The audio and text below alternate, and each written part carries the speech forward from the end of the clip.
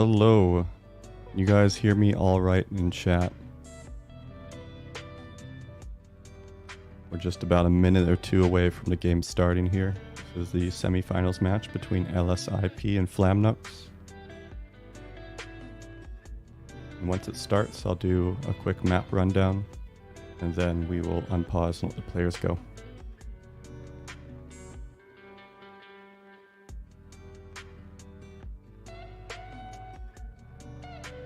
Loud and clear, perfect. Thank you, Spencer. Nice to have you guys here, seeing some of the regulars. This should be a good one. Really excited too, because last placement for the team that's going to go right into the finals. So without that, let's get started here.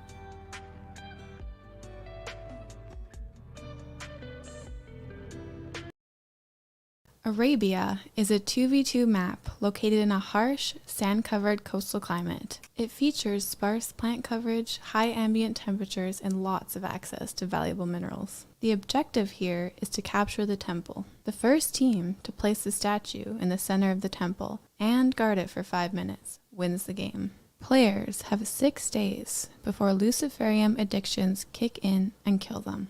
Welcome to Arabia.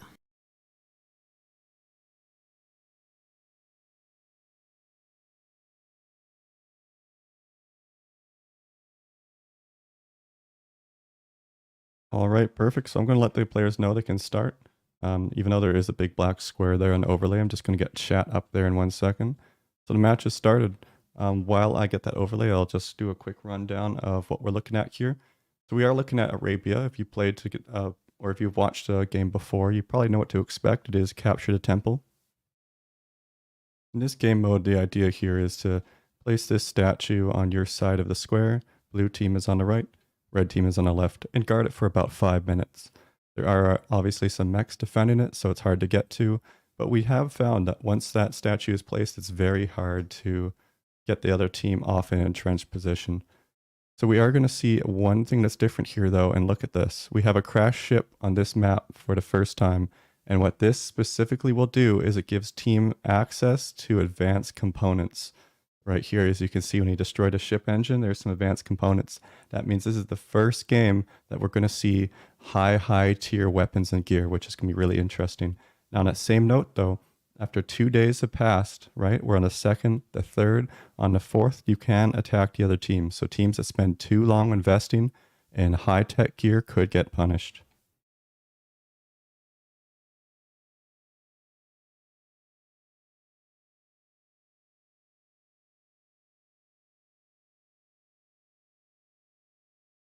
Let me just get this chat popped out here. Hypothermia last week saved my marriage. Hi, Santini. Nice to have you here. And hey, Pedro. Whose voice is in the intro? That would be my lovely fiance. Is her voice. Most of the other two are voiced by popular Rimworld YouTubers. But that one I chose to just have a nice, pleasant female voice. So on one side here, it looks like we're going for the typical nutrient paste dispenser. This is a pretty reliable build-up. I think having the electric tailor bench, butcher table, wow, they're really putting everything down, recipes right away. And this is interesting because before we would see people put down usually one at a time, but I think as we get farther and farther along the tournament, you know, you actually can win a prize. I have a little, you see the little cup on a thumbnail, that is going to be a physical prize that gets mailed out, which is really cool to see. So now the teams care a bit more, plus there's a $25 gift card for each player on the winning team. So we're seeing a bit more of, I don't know, I guess I'd say them thinking a bit more seriously and seeing a bit more of that planning. Any extra map condition? The map condition in this case, Barnaba, is actually that crash spaceship. So that is an anomaly. It could happen on any map, and I have it all set up so it won't always be there, could be there sometimes, and that is the starting condition. And for anyone else that maybe it's the first game you've watched, there's usually a starting condition to mix up the map.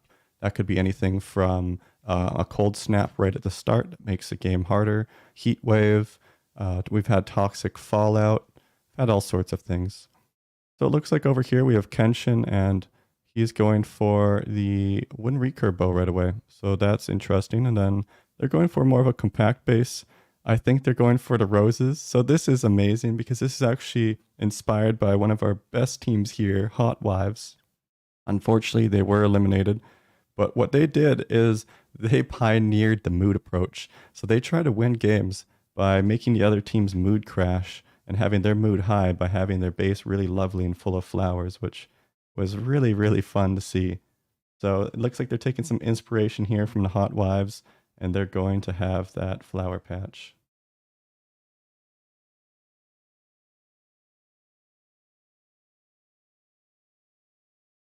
And there's a chat up here, so let's just get that to fit a bit better there. And voila! Look at that beautiful, beautiful little setup we have here. As you can tell, this is all homemade, this overlay, based on how crap it is, but I am trying to learn and get better at this stuff, and I probably could get someone to do some of the stuff for me too, on Fiverr or whatever, but I really do enjoy learning, and you get a lot of that when you do video editing, so it'll get better as time goes on. So what we can see here is they deconstructed everything as expected. That looks like there's going to be a total of 11 advanced components. See if they brought any back yet. Oh. 11 advanced components, and they have the exact same ship on both sides. Also some plasteel right away, and this is really going to propel the game. It's going to speed up how quickly they can get that base operational because they're getting normal components as well and some steel. And on top of that, it's going to give them options for more of a late game rush, which is going to be really interesting to see how they go about this. Now, we are seeing beds right away, and for the first few matches, some teams actually neglected this, and it's just a real waste because you sleep quicker. Everyone's skills are set at level 20, so you typically will see really high quality things being made. And if you weren't aware, actually having a better bed will make your colonists sleep faster and give them a bit of a mood buff. Now, the first random event was a Psychic Soothe, which is a lovely one. All colonists on this map are male, so they all are going to have that mood. And it looks like this is going to be not as much a mental break map. This is going to be a really late game, high-end build, and that's going to be really cool because we haven't really seen that yet. And the spaceship really did expedite that as well. Now, both sides of the map do have cotton, and they both also do have psychoid. So that means that they can get, I think there's only 3 psychoid plants that are mature, and maybe 6 cotton on each side. Let's see, 7. So that means that they can probably make 2 flak vests with that cotton, and the psychoid they should be able to make something like go juice or something that can kind of give them a little bit of an edge there.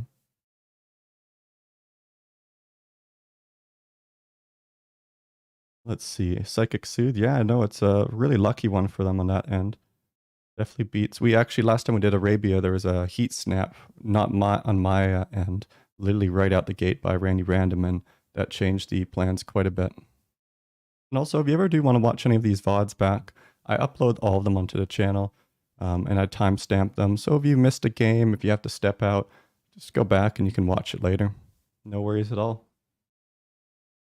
You love the left base design. Yeah, it is. I can see why, Zeus. So Zeus in chat was a member of Hot Wives, and they did pioneer that beautiful base design. So completely agree. It's definitely one of my favorite base designs. It's much smaller than your base you had, Zeus.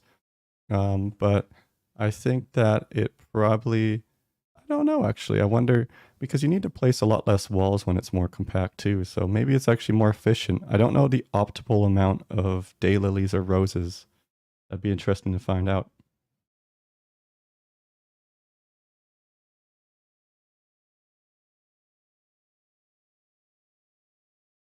How come Hot Wives got eliminated? Well, they actually had a really close fight with Caesar's Legion.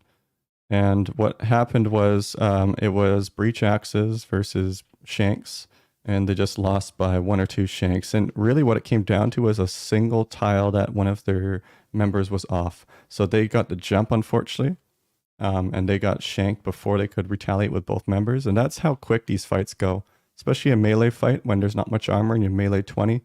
Every single small micromanagement matters. So right now, even as small things like how you hunt, what you're doing with your time, this actually all does play into the big part of the game. Now that game was really interesting. That was our quarterfinal match because one team went for shield belts And that was really cool. But then what Caesar's Legion did is they had ranged weapons and they would have lost 100% against these shield belts. They pivoted and they went for a melee approach. And it's really cool seeing teams that are willing to adapt in this tournament and change their game plan based off of the circumstances they find themselves in.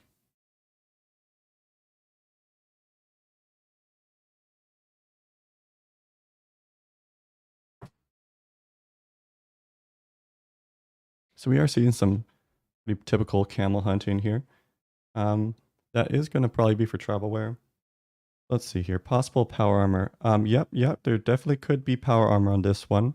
It's going to be interesting to see if they go for that. I think Phoenix armor, Locust armor is the quickest to make, and it comes with a jetpack. So that would probably be my go-to. It would allow you to kite things out a bit more. Quite a few camels being hunted already here on the right side of Flamnux. For LSIP, it looks like... What are they up to? So they're just mining out the area. They're going for all the components over there. They're going for some steel. Yeah, so a bit slower start. And let's see where they're... So where you place your base matters too, actually. And it looks like they placed their base much farther away from the camels. This is a pro and a con. They're closer to materials, like minerals, but they will be having to haul those camels back. So there's a trade-off wherever you place everything. And this one you can see they placed closer to camels. But on that same note, well, they chased them away with bows too, so it's a bit of a haul there as well.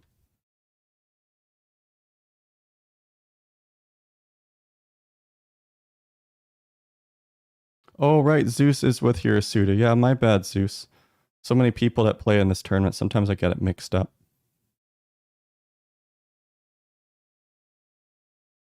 But yeah, I remember you guys were supporting that too. It was really unfortunate. I was hoping to get a match between you and Hirasuta and the Hot Wives.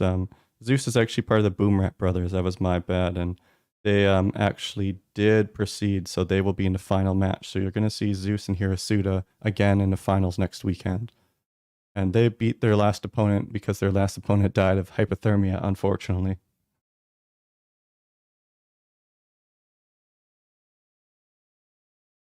The ratio of beauty to ugly rather than the quantity of roses.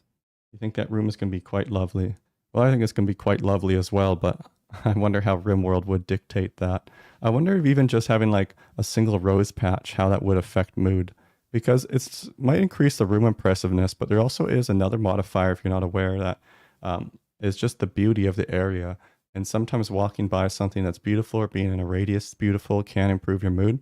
Now, I'm curious though how big that is. Is it a 3x3 circle around your pond, 10x10, you know? Because that would actually completely factor into this. Now, this is a really cool base because they took this old asteroid site, and there's a few of these on both sides, and they turned it into a little dwelling.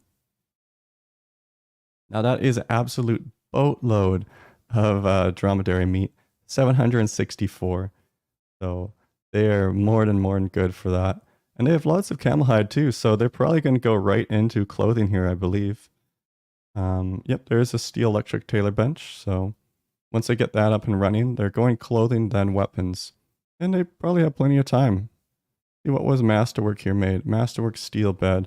There's been worse things that have been Masterwork. Masterwork steel table is usually the worst to get because it just makes the room look a bit nicer. The bed at least makes you sleep quicker.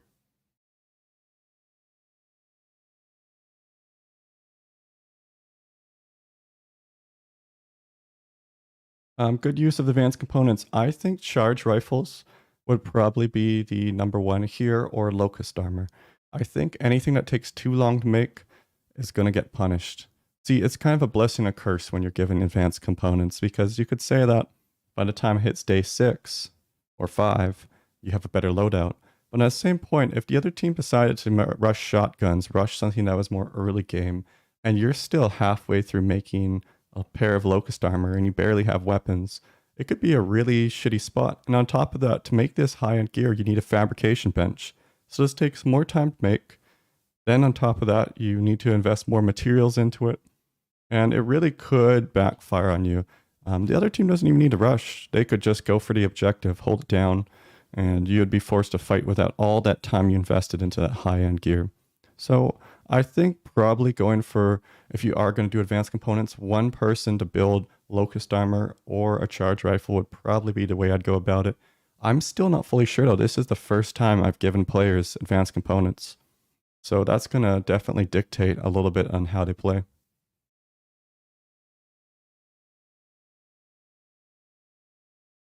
Yeah, Ethan, I agree. Recon, well, yeah, recon marine helmets. Marine helmets, I'm not sure if they'd be worth it. It's actually pretty rare to get shot in the head. I'd probably just do iron helmets because they're so much quicker. Great tournament. Love to see you, Billy. I love your great video posts on every single video I ever make. Appreciate it, man. Or woman.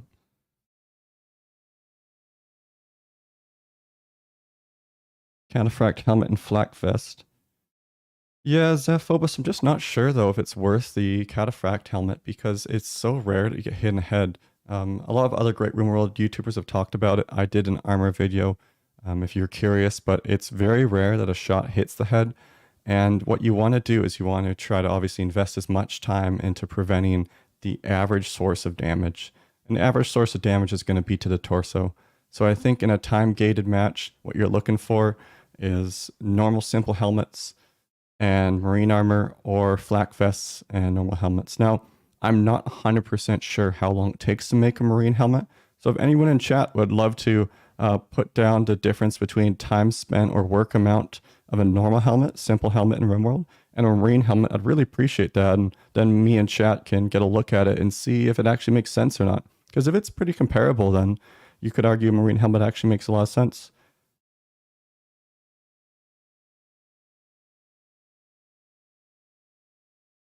Do the vanilla expanded items work? Some of them do, some of them don't. All players do have the same mod list, Norids, so that means that everyone is going to have the exact same abilities and capabilities. We're all running the same expansions. This is with royalty and ideology active, but ideology is deactive in terms of there's no ideology present, but the items are still there, if that makes sense. Now, we did see the Psychoid leaves harvested here from Team LSIP. I'm really glad to see that. We haven't seen it utilized in the 2 matches since, but if you're not aware, you can make something as simple as flake with a drug table. And honestly, having that pain reduction from drugs in your system during a fight is absolutely a massive advantage. I think it has up to 90% pain reduction, and that 90% pain reduction is going to keep you fighting longer, going to keep you when a normal wound would drop your pawn and now it's a 2v1, they're going to keep fighting. And especially in this scenario where you want your pawns to fight to the death, that is a distinct advantage to have.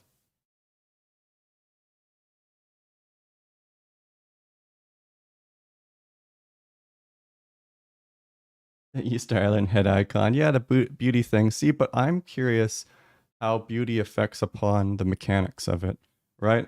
So Zephobos, obviously there's the room beauty, and then there's also a pawn's beauty around them.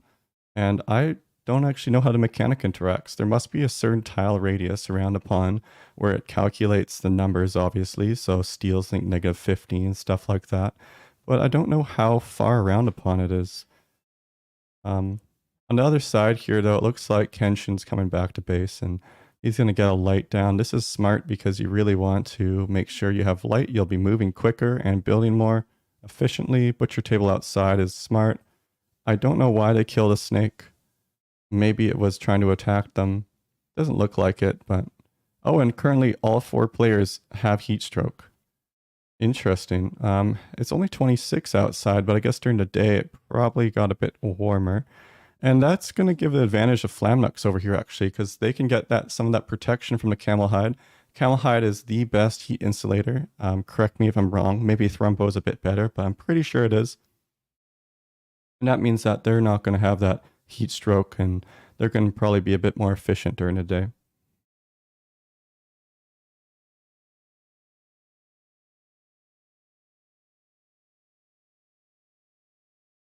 The time you lost Caesar's Legion. Yeah, exactly. So the Boomrat brothers did play Caesar's Legion a few weeks back. If you're new to the channel, we play games all the time here. So a lot of these teams have played against each other. And they lost because a heat wave came into the desert and completely ruined their plans. And that's kind of fun part of these matches is I try to make them as even as possible, but there is Randy Random. He is 500%. Anything can happen. And that means that we're going to get a lot of variability in how teams play and how teams tackle these challenges.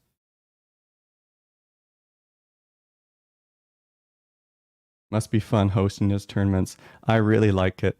I've been playing Rimworld for 1,000 hours plus, and I thought I've seen most of Rimworld, at least in its vanilla state, right? There's lots of mods that can change how you play that I'm ignorant of.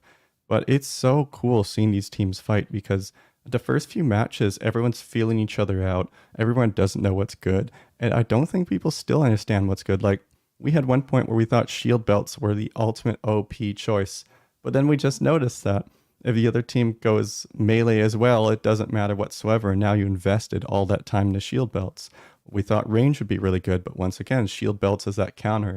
It's kind of like a big game of rock, paper, scissors, and Rimworld has so many different weapons, so many different ways to play that it's really cool, and every single match is unique. And that's why I like to add in this random component, maybe a heat wave at the start, cold snap.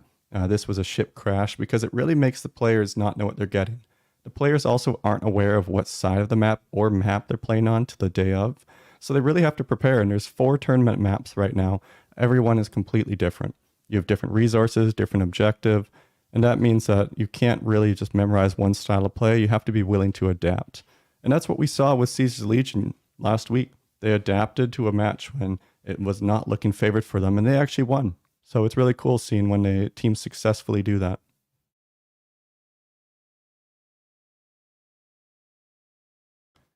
Oh, perfect. Barnaba looked it up for us. All right, guys. So 53 seconds for a simple helmet, 5.8 minutes for a marine helmet. So that is, for me at least, and please give me your thoughts as well in chat, but that is a very clear sign that you go for a simple helmet. I think a marine helmet would be a waste of time at 5.8. That's crazy. That's, what is that? 6 times the amount of time just to make that, roughly. So I don't know if that time investment's worth it when you're playing against the clock. And we're already on the day 3 here, right? So what does that mean? After day 3 is done, you can see in the bottom right here, right? We're on the 3rd of April, May. Once it hits the 4th, truce period is over. Teams can attack each other. They can cross this wall. They can fight. They can go for the objective. And this is where I was saying where late game is harder to get than you would think. And this is where PvP gets really interesting. These are all max spawns. They work quick. They're good at what they do. But it's still so interesting to see how that time crunch forces you to have unique strategies and to adapt. Looks like we're going for a steel helmet over here on Flam. I'm not sure if they have any clothing up. Looks like they don't. They didn't complete that tailor bench. That's interesting. Over here, they've already gone ahead and started on a chain shotgun. 500 work. That's going to take a good amount of time to do. And they have their roses here as well. Quite lovely. So I don't think we're going to see those advanced components being used. And that's kind of the cool part here too, is you really have to choose what you're going to use and what you're not. Blake has 50% pain. All right, so I stand corrected. 50% pain reduction, which is still quite massive, but obviously not 90%. And I still think that could easily be a make or break between winning a fight and not winning a fight. Are the players using exclusively the Steam version? This only works, unfortunately, with the Steam version. And we could try to have someone join through the GOG one, but you do also need both expansions, and we do join through the Steam interface. Maybe it could work, but unfortunately I don't think it can. We have tried with someone that had a non-Steam version. It wasn't a GOG version, if you know what I'm saying, and unfortunately that didn't work. But always willing to try. We love to get new players in here. If you're watching and you want to play, please do DM me. We have currently 13 players on a list. I want to keep expanding that. Down the line, I would love to host really big games where it's like 10v10s, 5v5 plus, because it's hilarious. We did one 4v4, and it was absolute fiesta.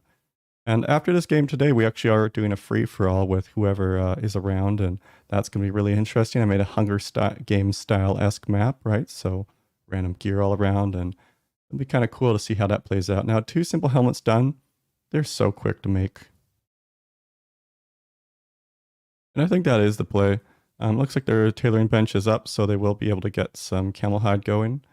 On the other side here, they finally got up their tailor bench, so they're on about the same path time-wise here, it does look like they're going for drugs on the left side, LSIP, whereas the right side of Flamnux, they're looking more of a defensive approach. They got some helmets. They've done some more hunting, so they'll be able to get some more probably travel wear, maybe dusters going. It's going to be interesting to see who wins this. No weapons here yet, but they're pretty far off that chain shotgun still too. Remember, 4th of April is going to hit really soon, so we're going to see the game completely change once that happens. So that's going to be interesting. Who's starving? I must have missed that. Someone was starving briefly. They probably just neglected food. I would assume it was on the team we're looking at, LSIP, as they have significantly less food in their hopper than the other team. Flamnux has like, I think it was 700 camel meat, quite a bit. So they got their hunting done. Maybe they went overboard. I don't think so. I think if they turn all that leather into good gear, I think it was worthwhile. But, you know, who knows? Each team has different strategy, and it all boils down to that small, tiny bit of micro at the end.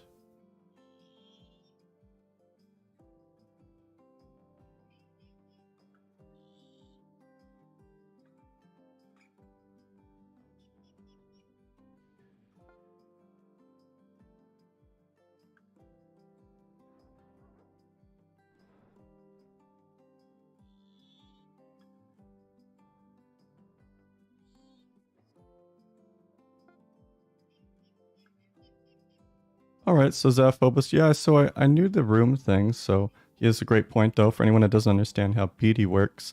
I will use your little Easter egg to show, I guess.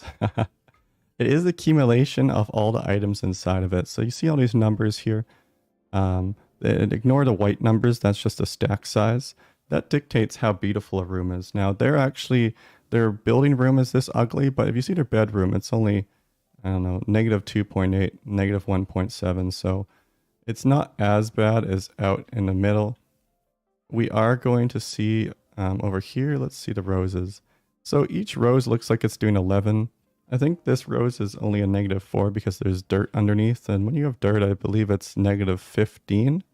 So that would make sense if that's plus 11, negative 15. So negative 4 accumulation of a tile. All of these, yeah, this one too is negative 3. Interesting. Oh, that's just the normal dirt. So yeah, we weren't sure though on how the beauty radius works when you're not in a room, because beauty does affect you even when you're not in a room.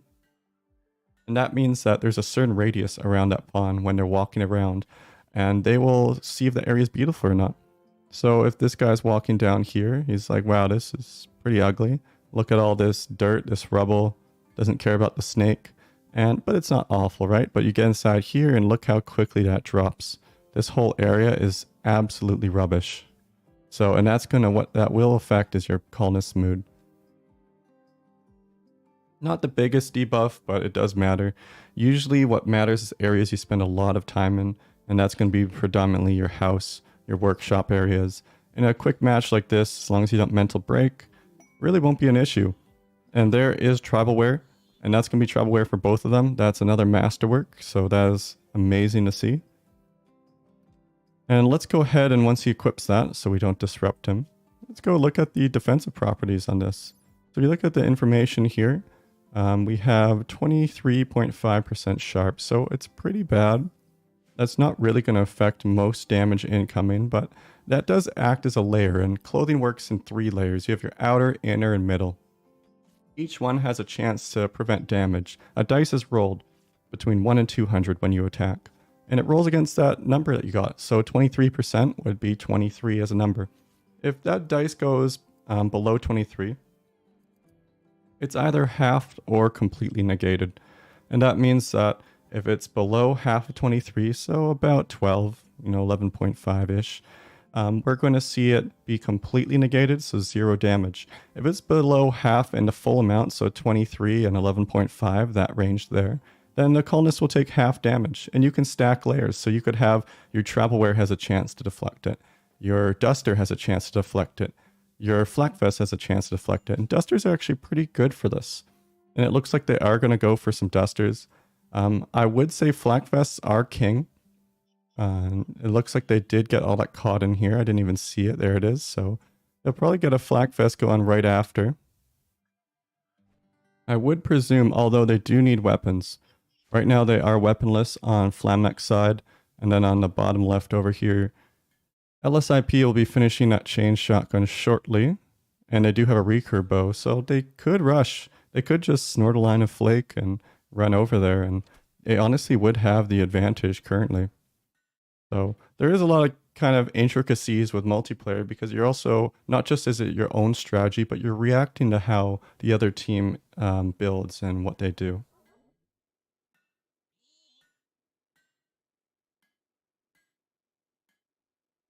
Someone's cooking up meth, I see. They are indeed. And it looks like they got their flake ready to go. That's more than enough. And I love to see this. I put the drugs on the map. And I thought they were going to be an auto include. We haven't seen a team make use of them yet.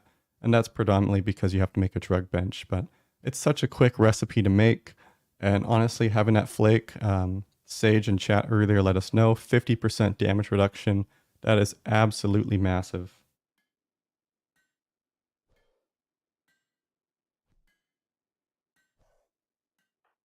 Look at their mood. Meth is crazy. Oh, they already snorted the flake. No way. So this, I would not advise. These guys, before fighting, are snorting their flake to keep their mood up. This is really risky because you have a chance of overdosing with flake. 5% chance every hit, which could cripple them. This is playing with fire. I did not think they were going to snort the flake before the fight. Oh my god. You can see the mood at the top here. That bar that's full versus these guys over here. Oh no. Why are they doing that? Well, even if LSIP loses, they are absolute legends. Absolute legends. Can you imagine you're in a tournament? You're not even fighting. You have some flake and you just snort it. And he has the chain shotgun too. They're working on some lizard skin pants. Well, with a flak fest, these guys are all over the place. I love it. I have no idea what to expect from LSIP.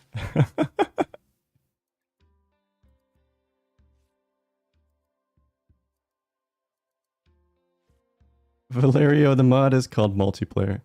That's what we're using. You can set this up yourself. It just requires some cooperation and understanding of how to get the game working.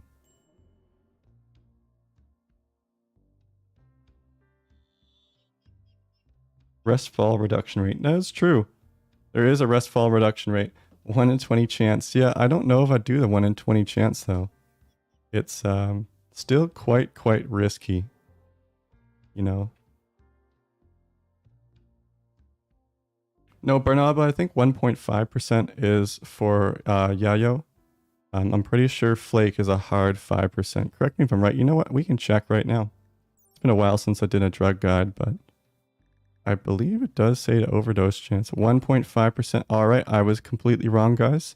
I'm not sure if that was an old patch or if I just am old and have Alzheimer's, but you can see here all the stats. This is really interesting too. I do remember Flake is really short-lived though. That is a bit of an issue.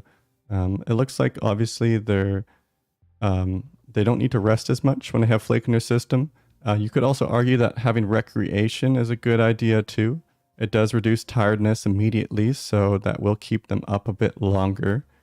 I still think 1.5% chance is a bit risky because that's 1.5% chance every hit of just losing. If you have an overdose, it's so difficult to get back. It's not a mental break. You can't capture them. You can't put them in jail and they're on their feet. You have someone that will be down for a little bit of time, possibly with long-lasting injuries.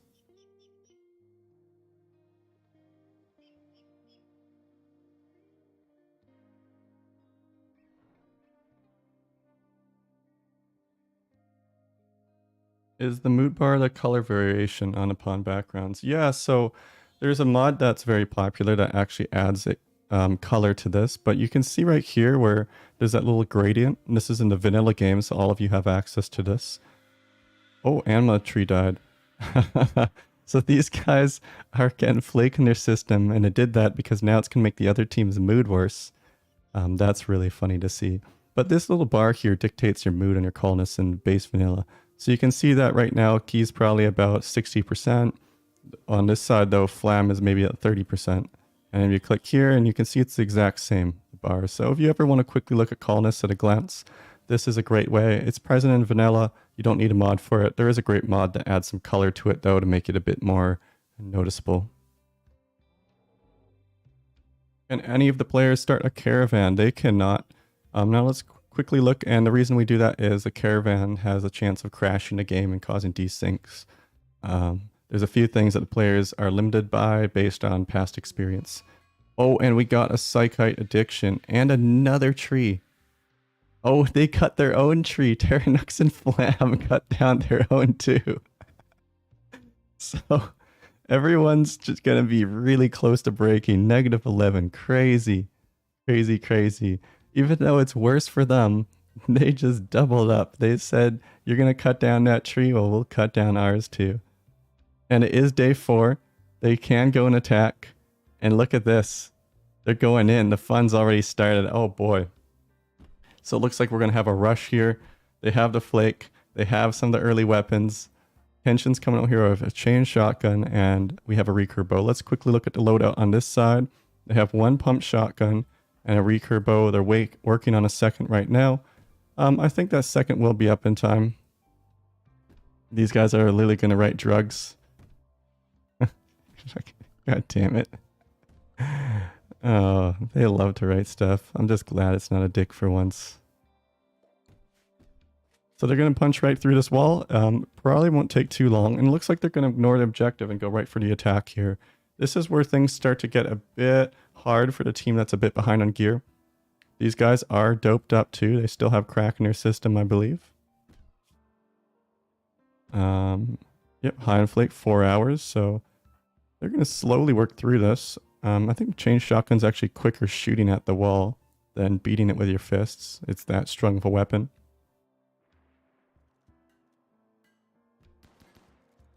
Oh, and I do hear shooting. And it looks like Kenshin definitely understood that. He's shooting. Yeah, it goes way quicker with that. Chain shotgun's an absolutely massive weapon. 1v1 or 2v2. This is a 2v2. Guys, put in chat who you think's going to win. I want to see predictions here. Oh, I think they're trying to steal the the cycloid plants, but I don't think they can because it's not an allowed area. So part of the way the mod's set up is both teams have allowed areas on left and right here. And it makes it so you can't go and mess with the other team's building. That unfortunately is a current limitation of the mod, but that is intended. Valiant effort by them. I thought that was going to heat up there, but they were just going to try to steal their drugs. Unfortunate. If they had clarified me before, I probably could have let them know. I think someone's tried something similar before, but it was a good attempt. And if you're watching, you're wondering why that didn't work. The only way that we can set up this game is we have allowed zones here. And you might say it's harmless for them to increase their allowed zone here and harvest that. But what that does is it gives orders to the other team, and it messes with their scheduling and all of that too. So unfortunately, we do have a strict rule where you have to stay on your side for building and harvesting and all of that. And you only can go onto the other side for combat. And that's not a rule that I love, but it's a limitation of the mod we're working with. I still think, though, that we got a really good experience here, and it's so cool because no one else has been able to do this. No one else does these. And I think it's so neat to actually see PvP in Rimworld, regardless of the limitations. So let's see how they adjust here. They still have the early game advantage, and it looks like now they're going to try to build a bit more. They saw that their failed drug run didn't work here.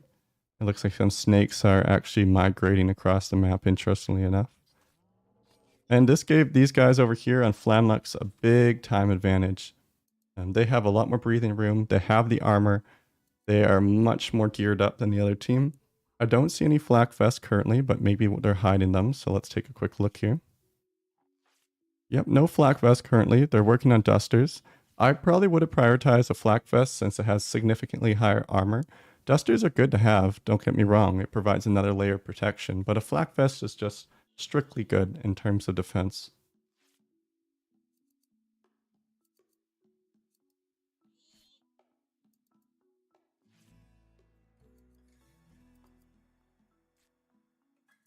That's an interesting point, Sage. So using Flake and Yo-Yo for their different usages.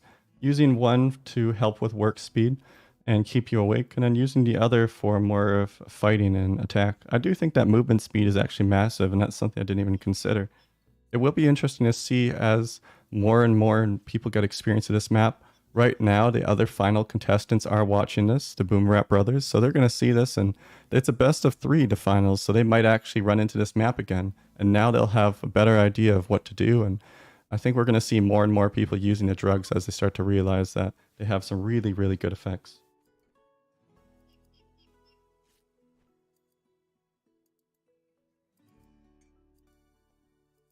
LSIP low-key failed to use the advantage they had. It's true, they definitely had that advantage. They still might. These guys aren't going for drugs. If I was LSIP though, I probably would be pushing up farther. They still do have advantage with Flak Vest, and it looks like they're changing their plan a bit here. Now they got a great bow. Great bows we did see in one game. The range is really, really good. So if these guys get caught with shotguns and the other team has the bows in the open, they'll win. Here's the issue though. What if it's not in the open? If the other team decides to push up, fight in tight choke points, they decide to go for the objective. There's lots of ways that you can force a fight where range won't win. So I think this is really going to be, if you go for a range, you need to push up. You need to be the aggressor team. Another issue with that, you can be the aggressor team all you want, but how do you get inside their base to pressure them if they just stay in their base? You need to slowly destroy stuff, and if they have shotguns, they're just going to hang out.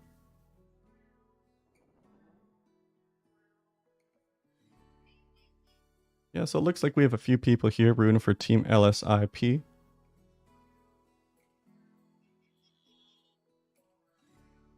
This actually probably is the first game that doesn't go to hell during a grace period. You're right here, Suda. Typically, these games devolve into rush fests, which is really hilarious to see. We've messed around with a few grace periods. We've tried 3 days, we tried 1 day, we tried 2. Anything short of 2 days turns into a prison fight. So everyone runs and builds recurve bows and shanks with their toothbrushes. They whittle them down, and it's just, most people want to see a bit more strategy and development. So we decided 2 days to 6. It allows rushes, it allows late game builds, and it kind of gives a bit more variety in how they play. Now we can see too, they still are on that time. As much as, I need to pop this open, as much as they can take their time. Look at this, Luciferium needs 63%. Once that ticks down, they are going to die. So the second that hits 0, every single pawn on this map will die. We haven't hit a single stalemate so far. I highly doubt we will. Teams are going to get highly aggressive the longer and longer this goes. I think we actually just got another Psychic Soothe, interestingly enough. Oh, you know what? That was the first one. We did see a Masterwork Greatbow. That's what that notification was. So Masterwork Greatbow is really big. And look at this. The man has a Flak Vest, the Greatbow. If I were them right now, the second I got that another Flak Vest, I would go in. I think Team LSIP has the advantage right now. They could even make some melee weapons and try to run in. But it's just tough, because what if Team Flamnux just keeps and hides in their little base? And they have way more gear. They have these layers. Like, look at this. This is the most geared up I've seen a pawn yet. Once he gets that Flak Vest, it's going to be so hard to take down this guy. Maybe the drugs will make up for it though. Yeah, 31% sharp.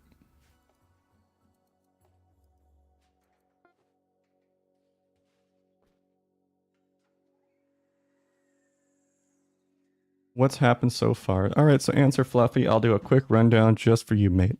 So what we're going to see right now is we are on day number, start on the 2nd. So this is the 3rd day still somehow. Wow, it's been a busy 3rd day. We had both teams build up. On the right side, they're going for more of a full armor approach with shotguns on both of them. And they did a lot of camel hunting at the start. There are a lot of advanced components, but no one's going for that because they don't want to get rushed. On the other side here for LSIP, they're going for the drugs. So they've been snorting flake. They're building flak vests on both of them. Right now they have a chain shotgun and a great bow. So a little bit of long range, a little bit of short. So that's kind of difference. Now what happened on day 3, which is this day. is LSIP actually pushed through the wall here. And I think they were originally going to try to steal their psychoid plants. They ended up not being able to. And a few of people in chat, myself included, thought they were going to press in and rush, but they decided to pull back and complete their flak fests. And that's kind of where we're at right now, maybe about half a day after that event. We are seeing some traps being made here, and that's going to be a Team Flamnux. And what that tells me right away, and if you watch this, you already know what's happening here. You can pull 3 scythers through 4 traps with shotguns and usually kill them. This means that they're going to get these scythers down, then they're going to push right through this wall and place a statue. Once the statue is down, it is so hard to take it. 5 minutes goes really quick in this game, and on top of that, it is just tight corridors. Defending team has the advantage in holding an area that you need to push into. You need to destroy walls. Generally, once you get the objective, it's pretty much game. And that's the cool part about this objective is once you see the other team pushing up for it, you need to get in there. You need to be aggressive. It's not an objective you can ignore. Not something you can just wait around for. So it does incentivize that really, really well, especially mid-game. And I think we're going to see that. And for teams that have this more close range approach, they are certainly going to be doing that.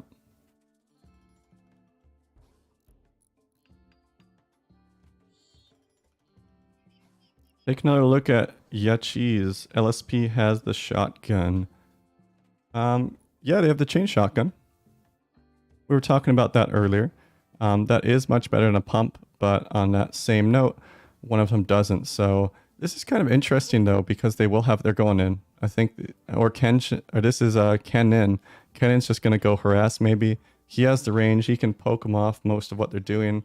All right, yeah, and Flam notices this. Right now, he's geared up.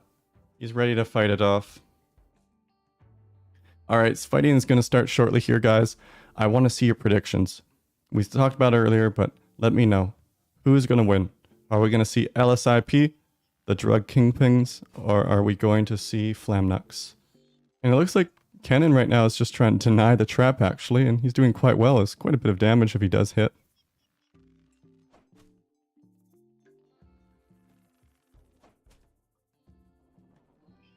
The Mysterious Stranger event does not happen. Oh, and they're going out. I'm going to be watching this. So it looks like on Flamnux, they are moving up. Terranux and Flam are going to try to pull out and get Kenin while he is isolated.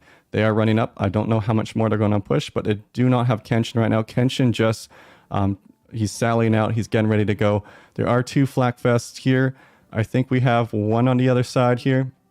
Yeah, so Flame does not have one currently. Terranux does have one. They're still working on the traps, which is interesting to see. Plasteel traps do more damage than steel ones, so those can take down the mechs quite quick, actually. You might only need 3.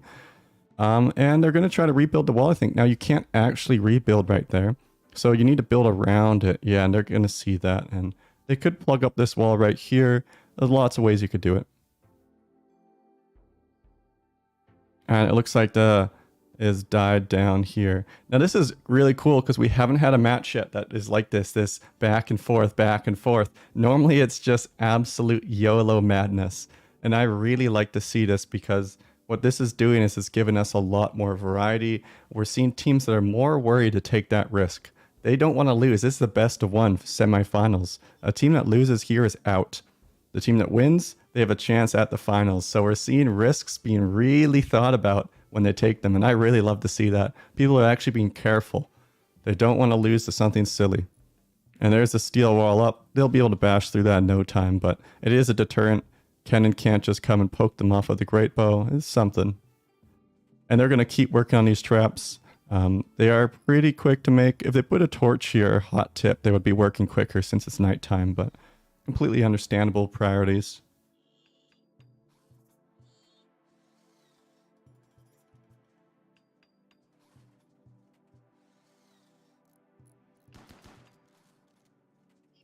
And I hear shooting. And they're just going for the wall here. Oh my god. Kenshin almost just shot Kenin. Oh my god. That would have been devastating. Kenin walked right in front of the line. Oh, that was close. Now these guys don't have any clothing, but they do have those flak vests. And honestly, that's probably the most important layer you can get. And look at this. They really don't want to let these guys get those traps. They're denying the strategy. They have both here. They might be moving up. This is going to be really interesting. Are they going to take the risk, though? We keep seeing teams go back and forth, back and forth. They don't want to be taking too many risks, but Kenshin's moving up. And he could get 2v1 here by shotguns if he's not careful. Terranux is ready to move out. Look at this. Flam's at the door. Terranux is there. Kenshin needs to pull back right away. I would get Cannon up here so he can get some crossfire. But he almost does have the trap down. And you know what? It's at 6%. One more good shot and that trap is down. Now Kenshin's playing with fire here. He could just get jumped. Oh, Kenshin, please be careful, man. This is crazy. This could seriously go either way. If these guys coordinate it perfectly, they go 1, 2, 3 out, and there's a shot. Oh, even one shot around a corner could hit. There's a small chance. They need to be so careful with this. And there it is. Good, good. Kennen is now moving up to provide fire. I would keep a bit further out so you can't get pressured too much. And I would start firing at some of these walls to start to take down their cover. You know, you guys do have the flake in your systems, I believe. You get 2 hours. And they're going to go really hard here. They only have a certain amount of time before that flake wears off. That was their last bout of flake I saw on their base. They only had one left. So this means this is the push that they're going to go in on. But both teams are kind of scared still. No one wants to 100% commit to a push that they can't commit to or they can't follow up with. Oh, this is really... God, who's going to make the first move? They're taking on the walls. Oh, Flam just walked out by accident. Oh my god, that could be a disaster. And Kennen doesn't shoot him. He shoots the door instead. This is where the micro needs to be so quick because your pawn will want to do work the second they're undrafted. You need to make sure if you're undrafting anything, you quickly do it. Now, what they could do is they could disallow doors. Unfortunately, this is what they're at. They're going to just keep taking down these walls. But if they wait it out just long enough, look at this. The flake's almost gone. And once that flake's gone, it's rough. Now what we see, Eclipse. Eclipse is fine. It's not I thought it was a mental break here. Oh, I don't know who's going to win. Off the top of my head, I'm going for Team LSIP. All right, let's see who does it. Team LSIP still providing that cover fire. They are out of flake, though. The drug advantage is now done. So this is going to be interesting. They're fully committing. Kenshin, though, could get jumped right now. Terranux could pop out the side here. Look at this. You can see his cursor. You can see these guys' cursors hovering. They both are ready. Terranux could easily pop out here and line up some shots with Kenshin. Kennen is providing overlook right now, though. And there's the Flam's moving out a bit. Oh, and he runs back. Oh, but Terranux is hovering the door. You can see him ready to click it. He's ready to pop out there any second. And he unallows it. He unallows the door. He's ready to go. And one shot hits. Oh my god, it was right around the corner. No way. Terranux pops out. One right to the torso. Oh, that's a big shot too. They are now on such a timer. But if Team LSIP rushes too much here, Kenshin could get shot. And he gets an angle? Is he shooting? Oh my god, none of them have angle because this wall right now. They need to be so careful though, even with that wound. Right now, if they mess up just a bit and 2 shotguns land on them, it's over. Now, Flamnux does need to be the aggressor here. They can patch this up a little bit. Kenshin should not move in here. This is absolute death if he moves in here. Let them patch up. He's still wounded. Oh, man. Oh, and it was a shot, but deflected by the flak vest. That one wasn't, though. No way. And it's one shot on both of them. Oh, but it was a bruise. It did actually get deflected. It hit, but it was deflected by the armor. That is so massive. Those flak vests, 2 shots that could have KO'd a naked pawn. And here Terranux is going to walk up on Kenshin. Kenshin's kind of alone here in this situation. Oh my god, this is so tight. This is nerve-wracking. And then Terranux is moving up again here. He's getting ready to go by the door. Neither team wants to take the disadvantage. Kenshin here is still providing that, or Kennen's still providing that overlook. He was shot, but that flak vest is just so amazing here. These guys are patched up. They are in a slight bit of a timeline here, but it looks like they're falling back. And no way. That is crazy.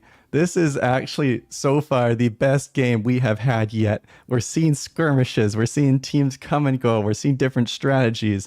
It is so cool to see this.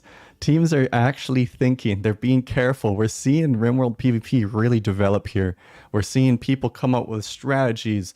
We're seeing these skirmish back and forth. I love to see this so much. So they're going to do a bit of a soft reset here. Now remember, there is that hard time bit. Luciferium need, where are we at right now? Let's see what we're at. 50%.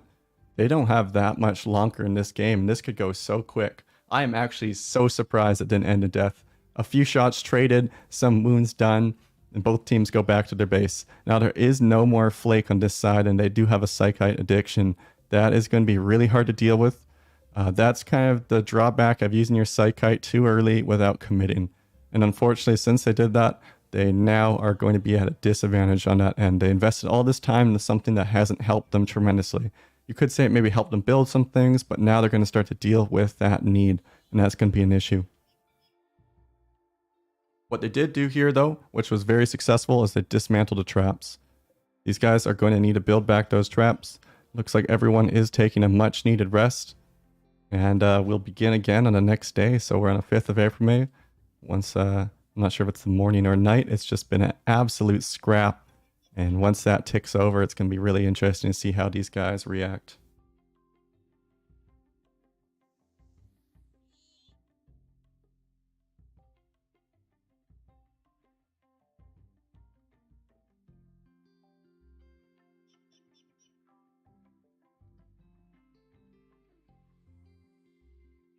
Yeah, you guys make some great points. It's definitely interesting to see, like, it seems like most people thought that LSIP should have been a bit more aggressive there, but some people think that maybe it should have fallen back. It is, honestly, I don't know the right answer. Like, this has been one of the most intense matches because the guys clearly have something to lose, and it's showing. Skirmishes are happening. There's no clear advantage in gear. You could argue that there's more armor on this side, but they had 2 flak vests versus 1. Flak vests are much more protection than just some cloth.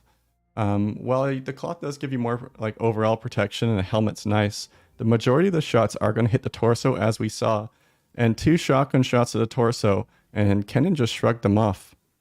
That was like so big. If he had not had that flak vest, that was game. I really thought it was over once Flam got wounded, but they couldn't push up. They had no way to push up. They had a great bow instead of 2 shotguns. Even then, they would have had to go through a corridor into the enemy team. They could have kept some pressure on, but that was a really tough situation to be in.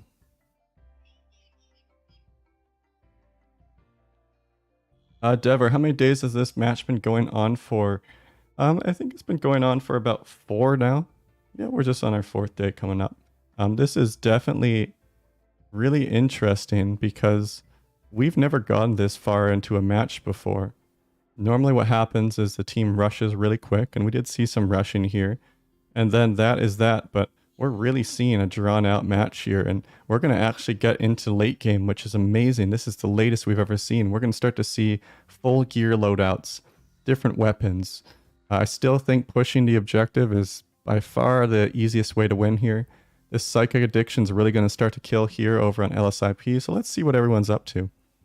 We have a pump shotgun coming out there, and a flak helmet. It's not a bad idea. Get some helmets and get Kenshin or Kennen another shotgun instead of the great bow. And that's going to allow him to push up as well with Kenshin next time. They do still have that chain shotgun advantage. We didn't really get to see it fire to anyone, but a chain shotgun, since it fires so many bursts, it can easily one-shot upon, especially close range. And with 20 shooting, it doesn't take much. So we are going to see here some... What are they working on? Is that the other flak vest? Yep. So they're getting the other flak vest going, and then they're going to have 2 flak vests. They're going to have 2 pump shotguns. They have dusters. They have helmets. They have a really well-rounded approach. They're going for what you would do in a normal Rimworld game. And normally you can't get to this point, but this is really cool to see. So they're going to have much better defense. Slightly worse offense since they do have that chain shotgun, but if they get those traps up and they make that push, that could win them the game. I don't think they are going to be aggressive here on Flamnux. That's just because against a great bow, if you try to run up in the open here, you could just get completely shot down. And we saw that one great bow shot earlier on flame almost took him completely out. So it definitely is a bit of a risk to fight in the open when you have shotguns.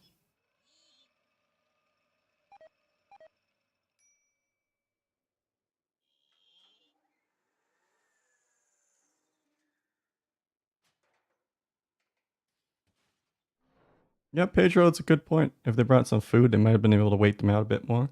Always hard to tell though, because the other team would have a base, although their base was actually probably more ugly than the outside. And if they had the drugs to keep the mood up, they definitely could have sieged it a bit better. I think if you were going to do that, you had to commit. You had to bring a bit more flake on you. Maybe make a food stockpile right on your side near the base, and then use that as a rally point. We did see that with one team in one of the past matches. They had a little stockpile on their side of the map, like right here. And then they had some food that they could just go back and forth for to keep the siege going.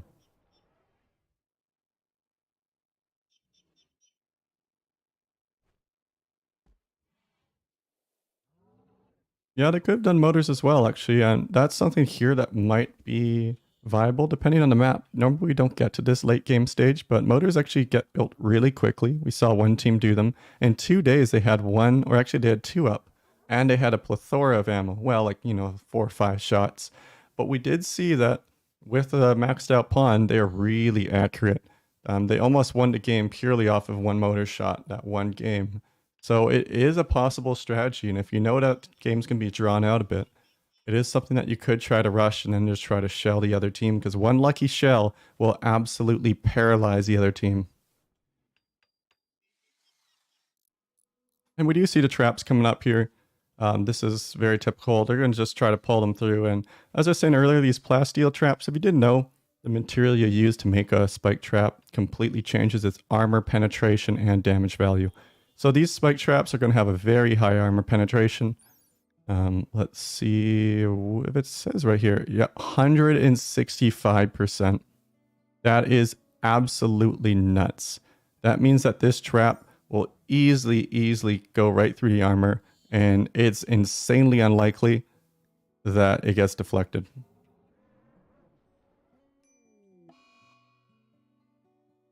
Incendiary launcher would be interesting. Now, I did just see something. What is that? Disease infection. Oh boy. So it looks like there was some fallout from that battle, and we do see that there was an infection. So that great bow shot right in the torso, it got infected, and he's going to need to get good medicine and good 10 quality, or this will take him out. And it might not kill him before a fight, but infection can easily ramp up. And what that's going to do is it's going to lower his consciousness. It's going to make him a worse fighter. He's going to have more pain. So when you have more pain on a pawn, you drop quicker. That means that the next great bow shot might actually just knock him unconscious instead of just what it did the last time where he was able to still walk after. So these guys are on definitely expedited timeline once again. Over here we have LSIP, and I think they're probably going to finish that shotgun and they're good to go. And he's making a great bow as well. I'm so confused here, guys. What the hell are these guys do? They have the most random build order. Being their opponent must be terrifying because you really don't know what they're going to do. Are they moving up? Are they going to fight with great bows? Are they completely ignoring that? Are they just going to fight? I don't know, but Tyrannux is moving up here. He's going to the gap. He has the shotgun. Yeah, so Kennen needs to be careful here. Tyrannux pulls off. A bit of a game of chicken going on.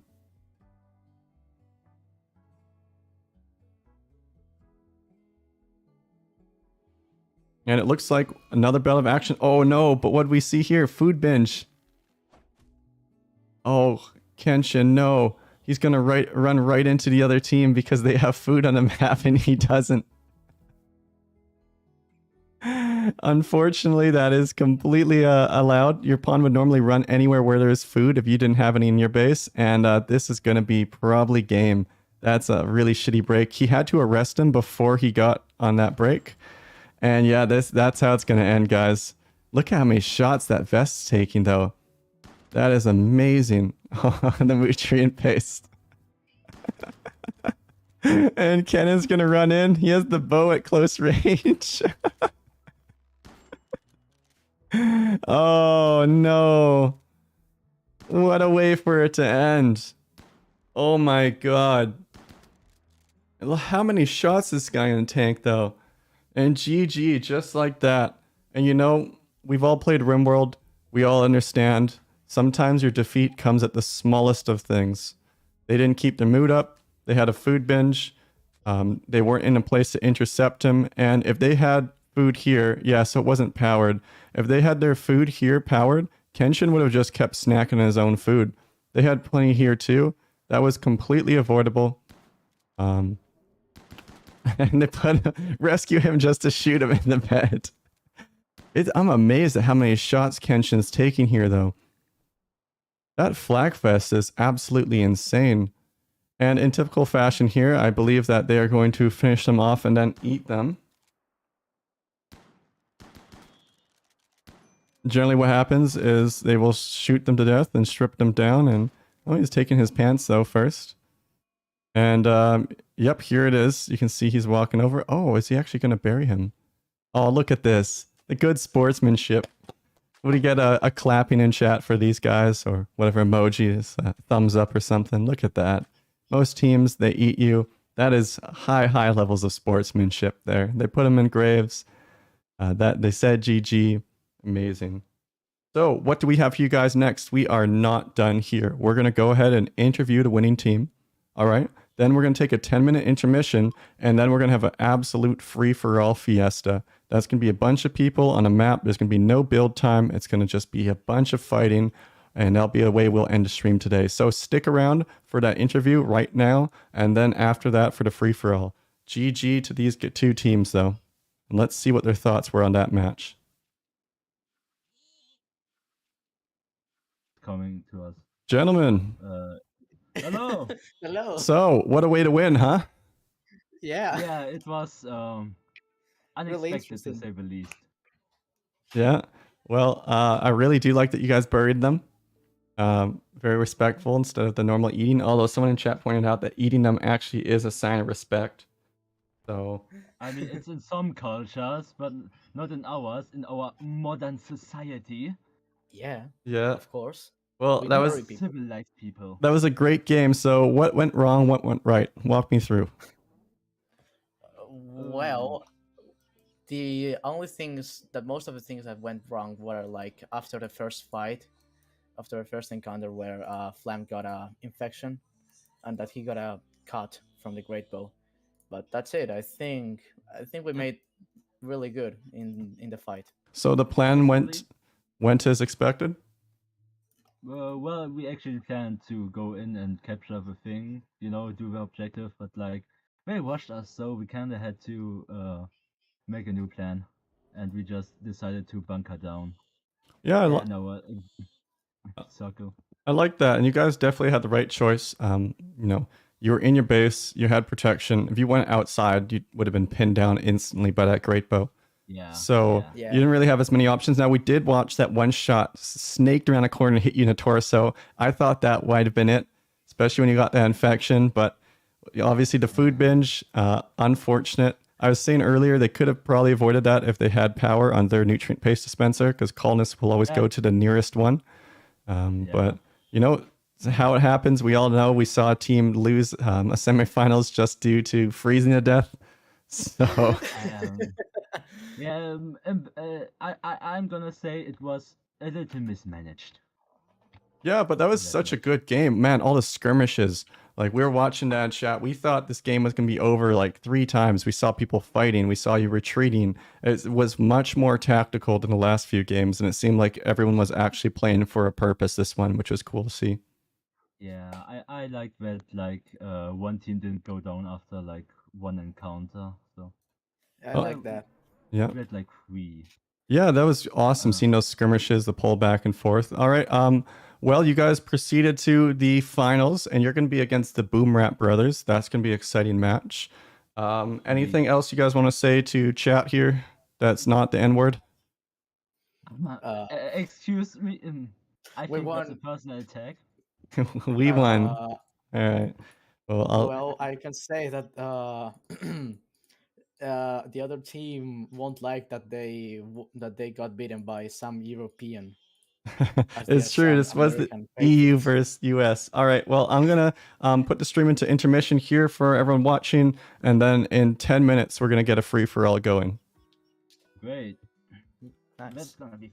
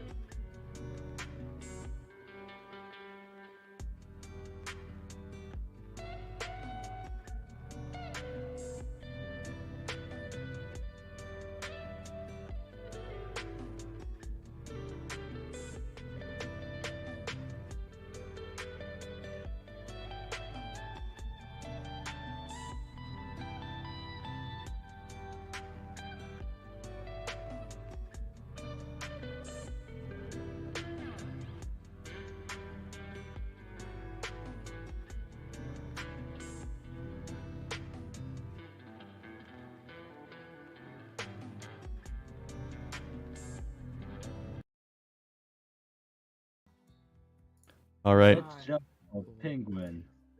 So we are back on a stream here, and we got 10 gentlemen here in the Cuck Village Community Cup for the free-for-all. It's a bunch of random crap, and with that said, I'm going to unpause. Good luck. Oh, wait, is Haltaker in here? I accepted him, right? 1 second here. I swore I just saw that. Hey, message me, Haltaker, if are you in? It says server is full. Oh, is there a server limit? Uh-oh. No Yeah, way. It's 10 by default, but you can up it. Can I up it? All right, I might kick everyone here and then reload it. No. No. Yeah, we're doing that. Everyone's gonna have to rejoin. While you're watching the stream, we're doing a quick reload. Oh shit! I hope I saved all those pawns I placed. Oh no, Oh, I guess shit. I'll just have to. Reroll. I guess we Yeah. have to get better Uh-oh. ones. Oh no. No, they're all here. Excellent. Nice. Hey. God damn it. Fuck. The do you different mean? responses depending on how you're modded. Nice. God damn it. Fuck. Max players. There we go. Let's put it at 100. Why not? See if that works.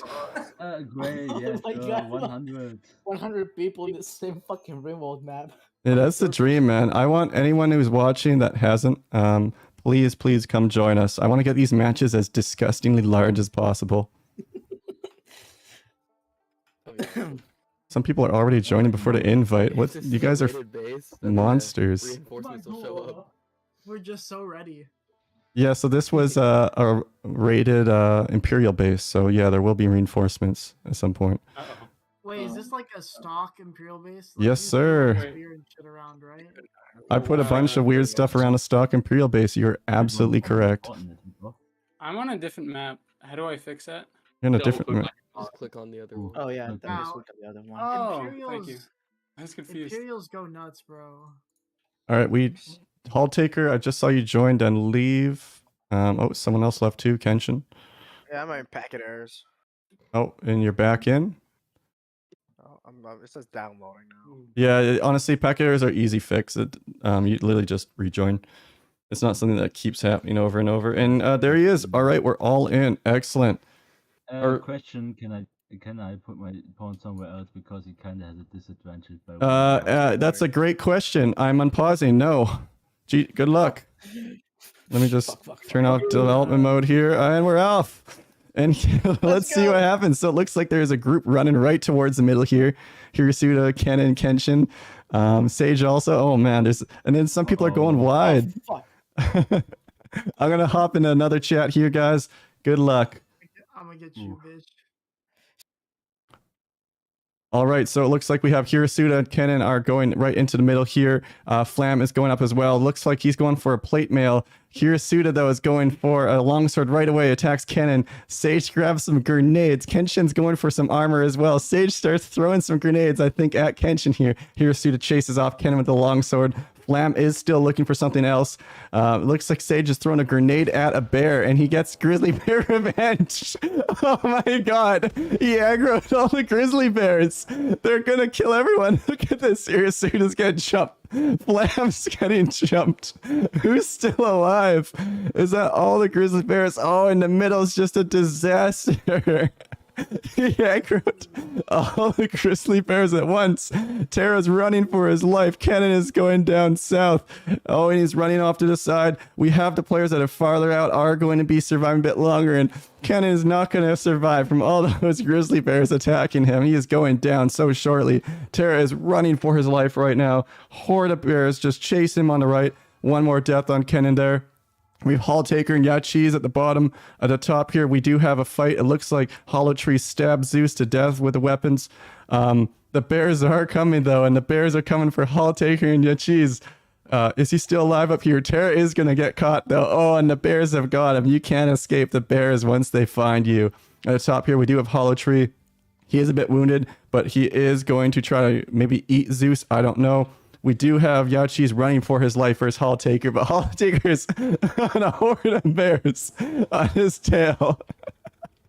Yachi's is desperately trying to be the last one to get eaten by the angry flock of bears. Oh my god. And then another herd of bears is coming down from the north. Hall Taker's getting chased. I think we only have 3 left. It's Yachi's, Hall Taker, and Hollow Tree. Hollow Tree currently does not have any bears. He's carrying a colonist though. Hall Taker is getting caught up. Those bears are almost on him and they're on. He is not going to survive that. Hall Taker is our next down.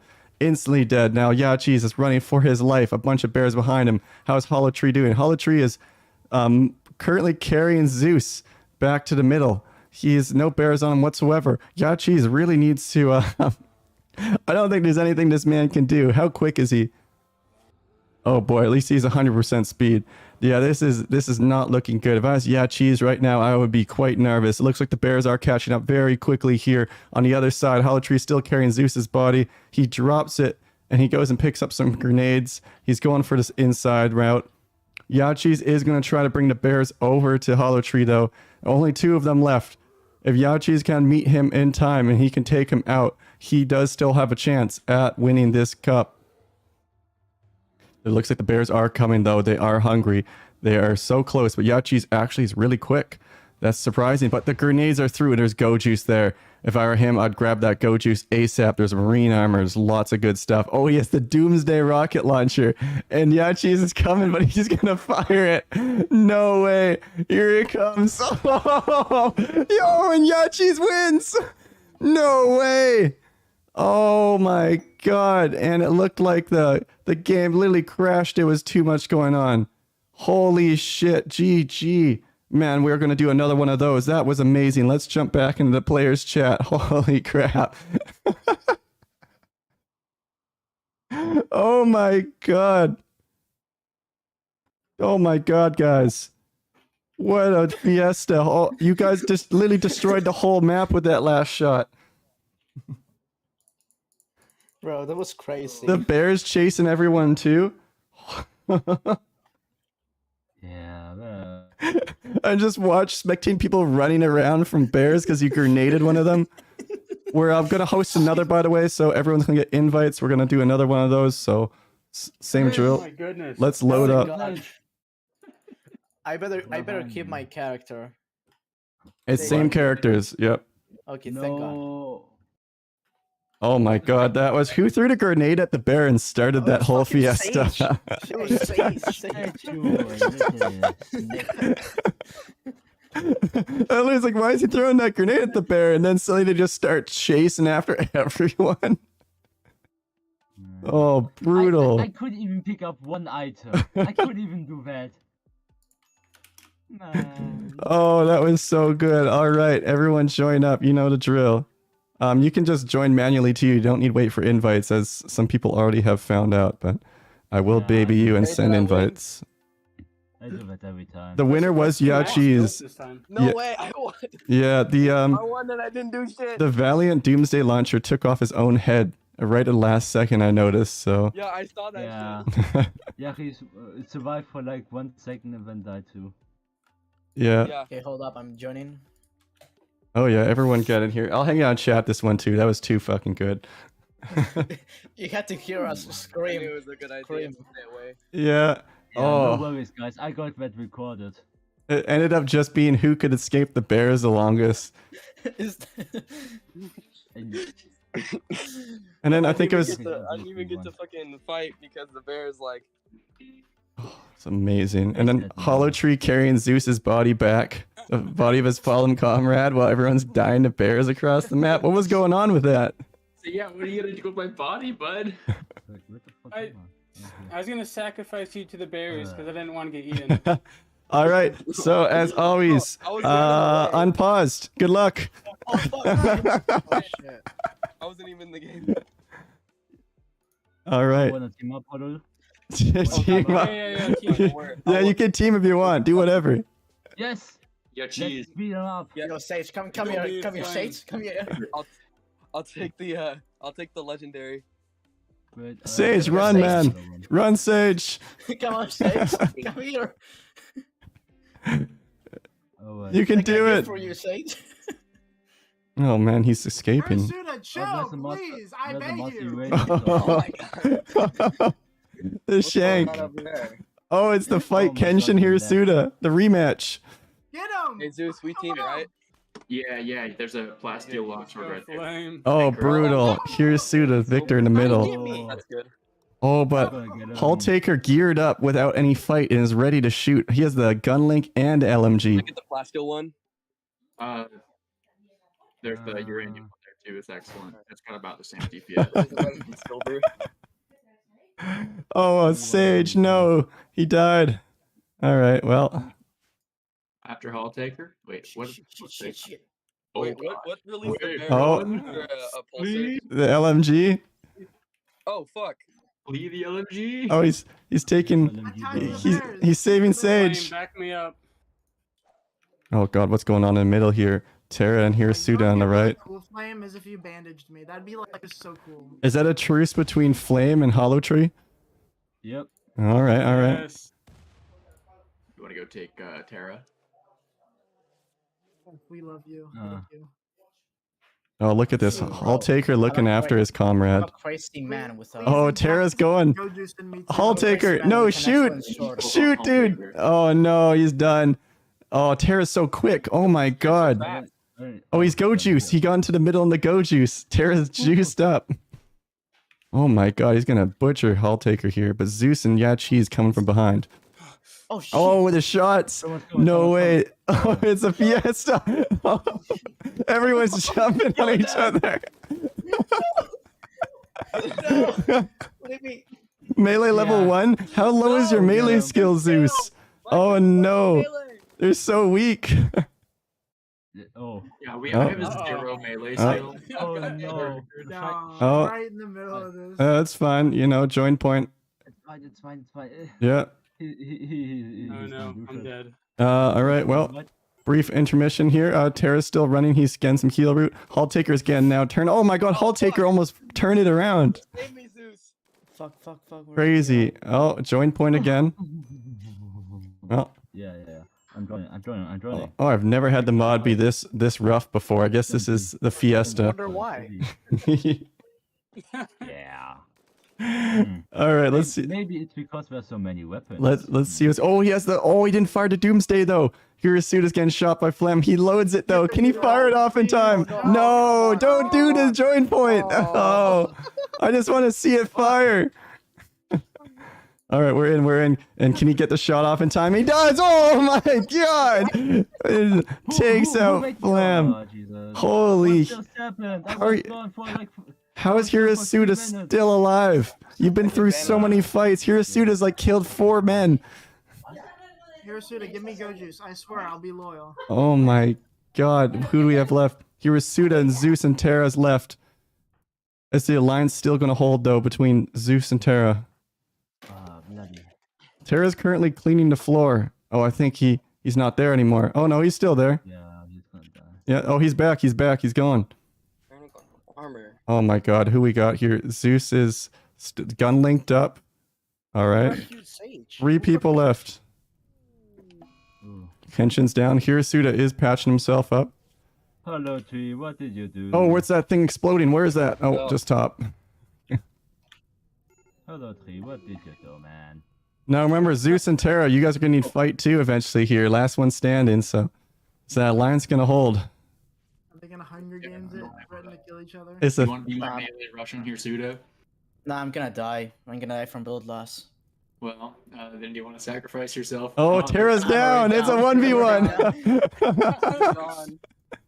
Come on, guys. No, You guys get- 1v1. Oh my God. That's sniper rifles. That's Hey, sniper Zeus, rifles. Sage is healing. You gotta go finish him. Can Hirasuda win this one? He's killed so many men. It's insane. Oh, Shoot the bears. shoot the bears.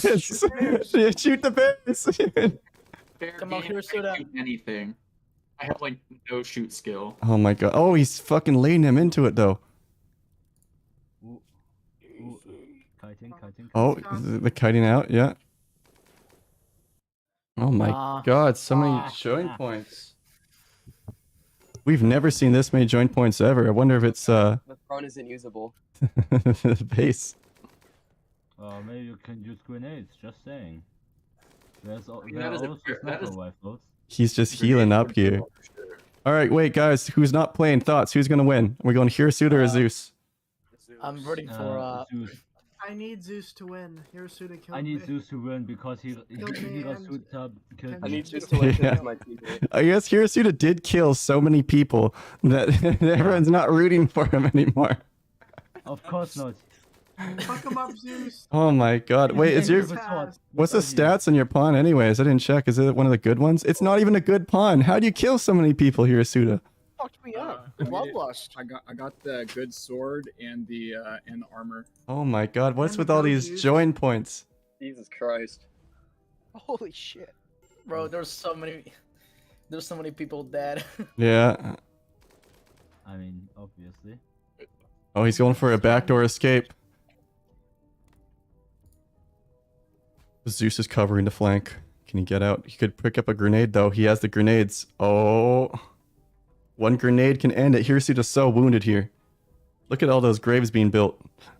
Oh, there's a grenade off. Oh, no, it's gonna get hit. Oh my god, hot potato. He goes for another shot. Can he get it? No. Shoot him! Oh, he switched to the LMG. Oh no! The grenade. I fucking knew it. I fucking knew it. Oh, look at that. I can get back. I'll get back up any second now. What a hero. Hirosuda, winner of the free-for-all. Oh, and he's going to do himself in. He's still standing. What a beast. No immediate danger. Oh. Well, GG guys, that is it for today. But after the finals too, I'm going to keep doing these fun ones. And then once we're done the tournament, there's just going to be literally random game modes like this that are just an absolute blast. So, yeah, from... Here, sir. Now you gotta... Oh. Okay. Okay. Oh, it reset the map again? Yeah. All right. Well, that's a sign. A sign of what? A sign of Alt F4. All right. Thanks everyone that came to this stream, and I will see you guys